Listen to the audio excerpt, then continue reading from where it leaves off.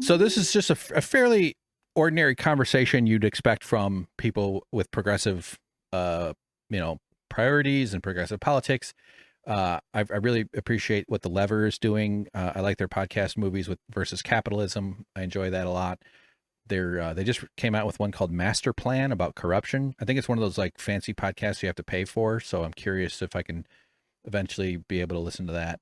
I don't have the money to pay for, boutique podcasts, but it sounds like a really well written, well reported thing. The Chapo gang has done like Blowback, this podcast that does like historical kind of series. I think they've done 3 or 4 so far. So those are cool. I like that stuff. So good on David Sirota. I like the work that he does. I follow on Twitter.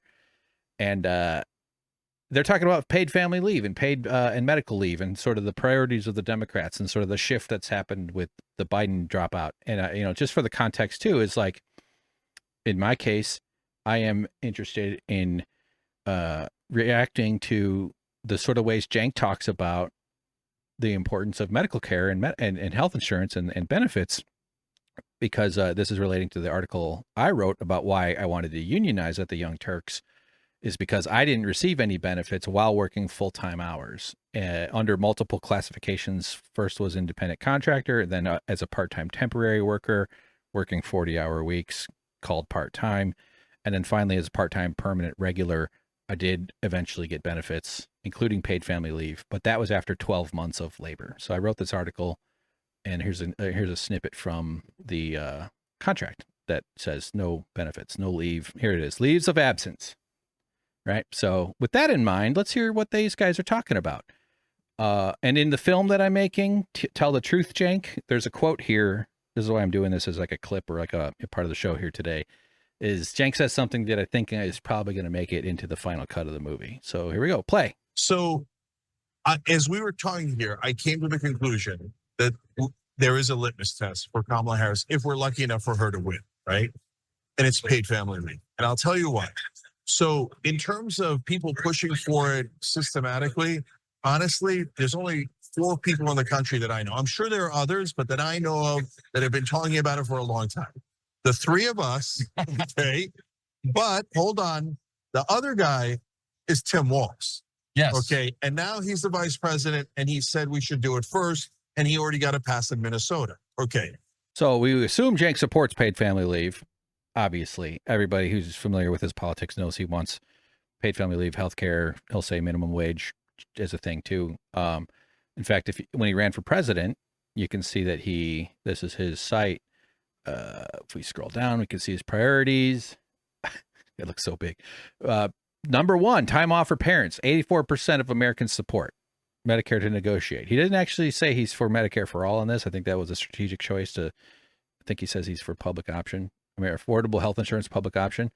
This is, I think you could criticize this as abandoning your principles, but there's also sort of a calculated, like, okay, he's running for president. What's realistic in terms of what you can convince people to support versus the more drastic change of allowing everybody to see a doctor for free, as it should be, because that's completely possible.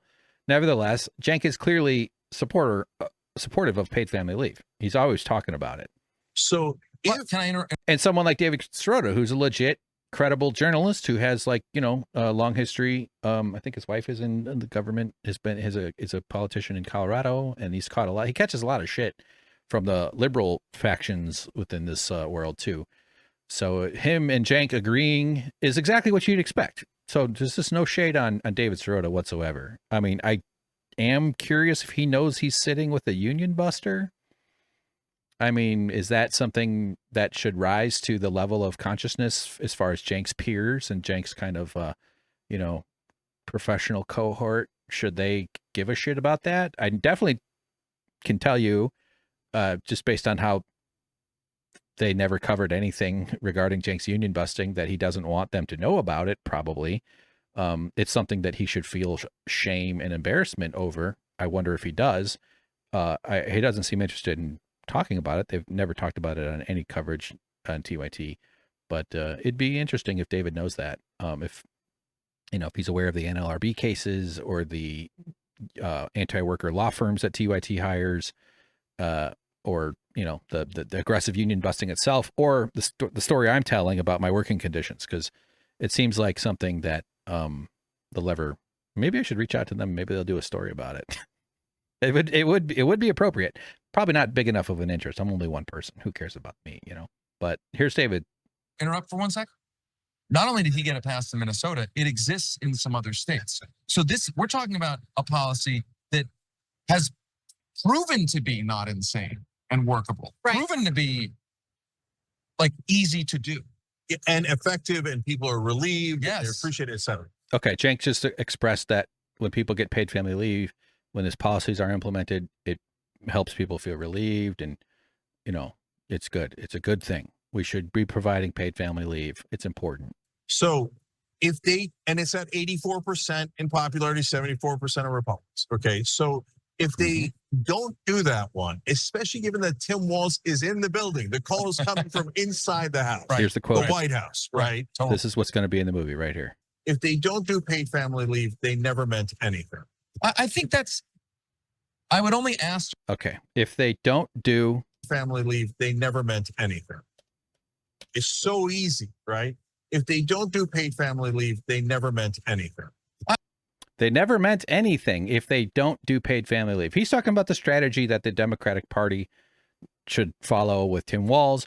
Clearly a very different circumstance than a boss who has the ability to provide benefits to their workers. Not equivalent situations, except there is a power dynamic that's similar, that people with less power depend on the more powerful people to provide them and to allow them the things that their work earns. But, it's not up to me, so to speak. I'm not the one that went into that situation with more leverage, right? That was Cenk had the more leverage. So when I got hired, I already showed you, this is what I had to sign.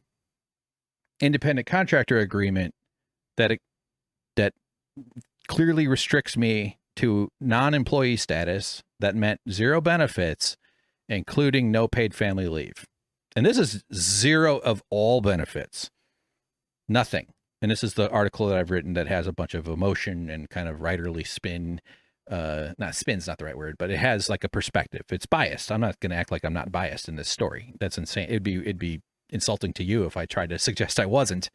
So I would, despite doing the same job as others classified as employees who receive benefits, and the fact that the previous video editor who held the role was an employee with benefits, I was to be considered a contractor who would receive no benefits of any kind or nature provided to its employees.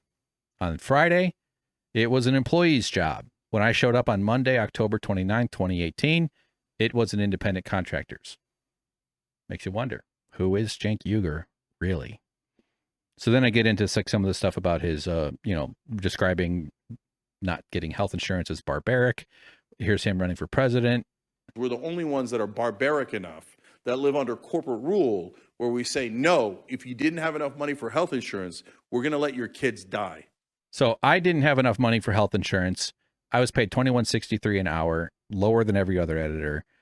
And my boss, Cenk Uygur, refused to help me get health insurance when I asked. In May of, that's what facilitated the switch from the first classification to the second classification. I had a meeting with HR. It's in here somewhere. I had a meeting with HR. My first attempt to protect TYT. I asked if they could do something about it.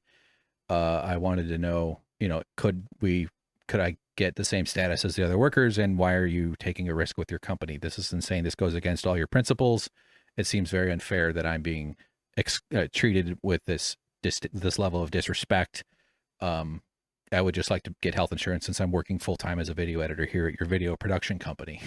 And that was met with, nope, you don't get that. We're just going to call you a different classification.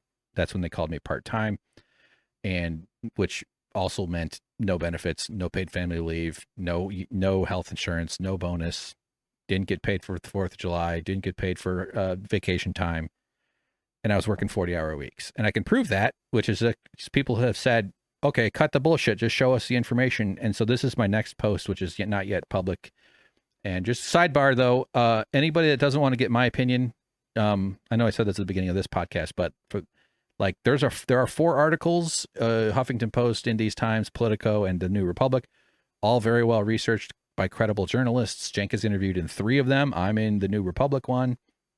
And this is a good starting point if you're unfamiliar with the union busting that went on at the Young Turks. I'm not, other than my voice is in one of these as a interview subject, but this isn't like the documentary I'm making or the articles I'm putting out. And I actually would also suggest people check out the Letterhack interview and the Vanguard interview that I did, because I'm looking forward to getting onto more shows and being able to talk about other stuff. But the point is, here's my hours. This is what I was doing. These are the days off I would have been paid had I been classified as an employee. The red X's are holidays. The purple X's are vacations. And the important bit here, at least in this page, is to see it says part-time temporary, which just to show you, I am not, this is TYT's, these are the 2 invitation letters to the 2nd and 3rd hirings. I got hired 3 times for the same job. that alone is shady. At 30 hours per week. Oh, by the way, just to say, in case you're brand new to this, we started a union for this stuff. That's the kind of premise here, or not premise, context of my efforts, is that this situation I was in at TYT drove me to wake up the union drive that had frozen. It was about a year prior to me. It started, and then it froze. And then I was like, fuck this. I'm not putting up with this. So I started helped awaken the union effort that ended up becoming a big union busting thing during Cenk's campaign. That's what the documentary I'm making is about. So I feel like I might not have mentioned that. But now that I'm coming there, as I said, there were 3 different ethical boundaries that TYT violated. The union busting itself, I think that should be called out. Cenk has not ever been asked about it. The lie, though, it's part of the union busting. They said that the union originated as a ploy by Nancy Pelosi and her minions to hurt his congressional campaign. Craziest thing you've ever heard, right? I know, it seems insane. It's a crazy thing. People probably don't believe it. So that's what the documentary is about, partially, largely, I should say. And then the working conditions that made me want to unionize, because my reasons for unionizing are the things that Cenk was afraid his audience would learn about. I'm assuming. I don't know. I can't say it's a fact he was afraid, but I think it's safe to say he'd rather not his audience ask why your workers unionized, as opposed to say, well, geez, they have to bust the union because that fucking union is a Nancy Pelosi operation. Of course he should say no to that. Actually, the truth is his workers were fed up with their working conditions and they secretly organized to do something about it. It's honestly a very common story. But here it is. TYT's threshold for part-time work is 30 hours, right? That's in that top of that letter there. I didn't highlight it yet. I'm going to change that. But here are my hours when they called me part-time. Both of these are part-time labels. So if it's 30, it should be over 6 or under 6. 6 is the threshold for 30 hours on this average column. I did this already at the beginning of the podcast, but you can just see the numbers there. 7, 9, 8, 7, 8, 8, 8, 8, 8, 7, 8. Like I was working 40-hour weeks and they called me part-time because that gave them the benefit of preventing me from getting any benefits. And that was an emotionally disheartening, to say the least. It was so stressful. I felt like I was being stolen from while I was working there. And my response to that, instead of quitting or instead of just taking it, was to start secretly organizing a union. And so when they came forward with this bullshit that it was Nancy Pelosi and it was the union that started it, I was just like, it was just like gobsmacking that not only did I face these face these conditions that drove me and my friends to want to unionize, and they had their own reasons too, but then the dude just straight up came out and lied about our motivations, and it was very insulting. It felt really gross to be lied about by Cenk Uygur, and slandered that my integrity, that I was tricked, or maybe even that I was in on it in order to hurt his campaign.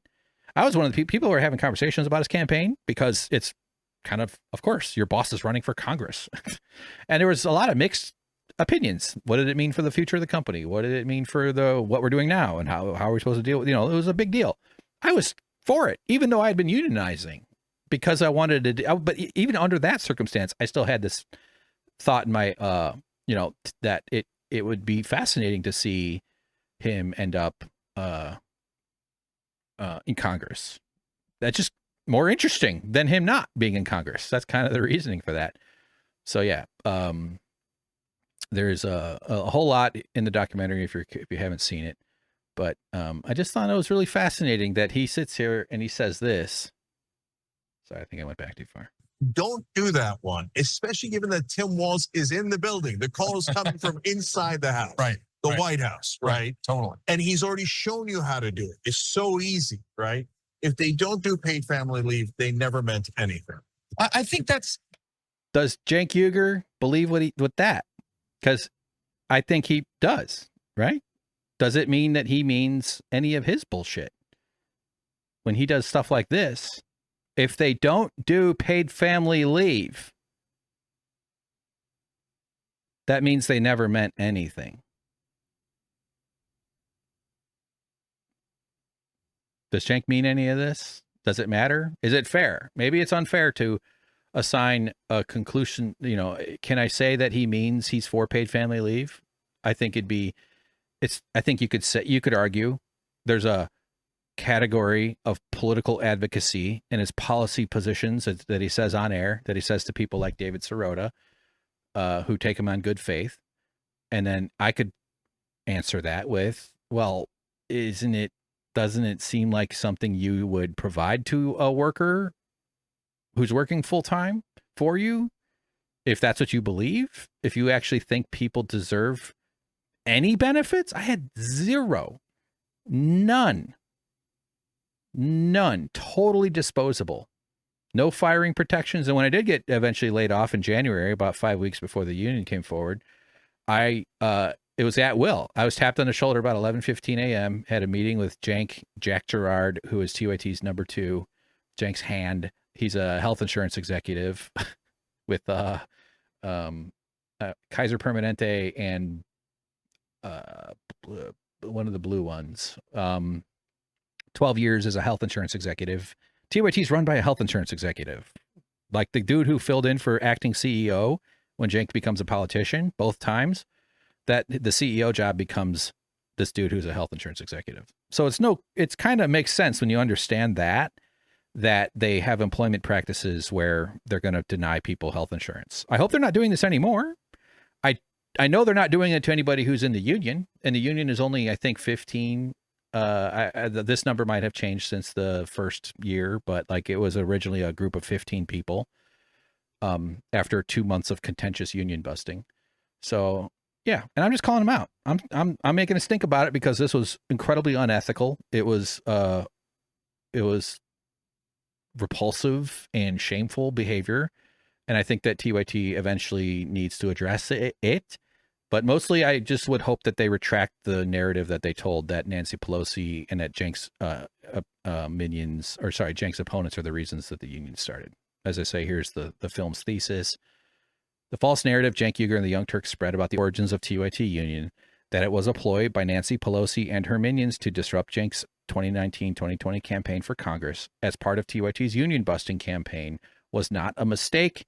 It was a lie intended to prevent scrutiny into Cenk's employment practices to avoid being asked, why did your workers unionize?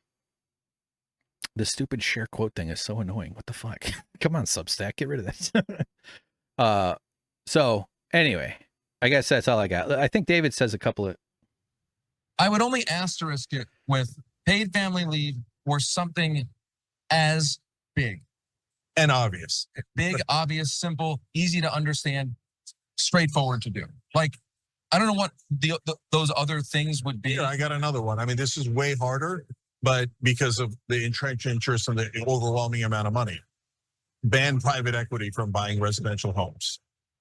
Lay up, the enormously popular, the American people would rejoice. Housing prices would start to edge. Good strategy. This guy's got all the answers. Okay, hot take factory, Cenk Uygur. That's right. I think it would be. I'm for that policy, obviously, but he's trying to tell the Harris Walz administration what their priority should be. Down over time, it's such a colossal win There's no, and then the Republicans are forced to defend Wall But it's Street. more complicated as a policy. The reason paid family leave is so obvious is because everybody can understand what it's doing for them in their lives immediately. Yeah. Right. Like I get sick, I don't lose my job and go bankrupt. Yeah, and look, guys, I get sick, I don't lose my job and go bankrupt. And Cenk seems to agree. If I got sick while I was working at TYT, you already know what I'm going to say. And both under the first two classifications, I would have had no benefits. I don't think they would have fired me within the first day or two, but I bet after a week, Hank's out of here. Fuck him. We need somebody else to get in here and edit the breakdowns with us with Francis Maxwell, and we need someone else to get in here and edit these happy half hour with Brett Ehrlich and the aggressive progressive with Jimmy Dore, and fill in editing for the main show with Cenk Uygur and Anna Kasparian. I was working on their fucking shows, man, and I had no benefits and no health insurance, and so they needed me to for some reason. I would bet it if they were to come up forward finally, they would probably describe it as department budget, something like that. But that doesn't mean I'm not a human being who deserves the same disrespect the other employees got. I wanted to be elevated to that. But if I got sick, there was no sick leave. I took days off. I didn't get paid for. I took holidays. I didn't get paid for. I didn't get bonus. I didn't get health insurance. Nothing. All I got was fuck you, get to work. And that's how I was treated by Cenk Uygur. So I'm going to keep talking about it. I mean, eventually I'm not going to have to stop talking about it. It'd be weird if I'm still 80 going on about this stuff. But yeah, that jumped out at me when he said, did you really mean it? Is that actually something you believe? Because I'm standing here pointing at all this stuff, and you can make up your own mind to how you want to assess whether Cenk believes this stuff. I think there's nuance to it all, for sure. These types of things are complicated, but it certainly is not a strong argument that he means what he says, that he believes people should get health insurance or benefits or paid leave or sick pay. Big, obvious, simple, easy to understand. No, back up more. 24% of Republicans. Okay, so if they don't do that one, especially given that Tim Walz is in the building, the call is coming from inside the house. Right. The White House, right? Totally. And he's already shown you how to do it. It's so easy, right? If they don't do paid family leave, they never meant anything. So easy, right? If they don't do paid family leave, they never meant anything.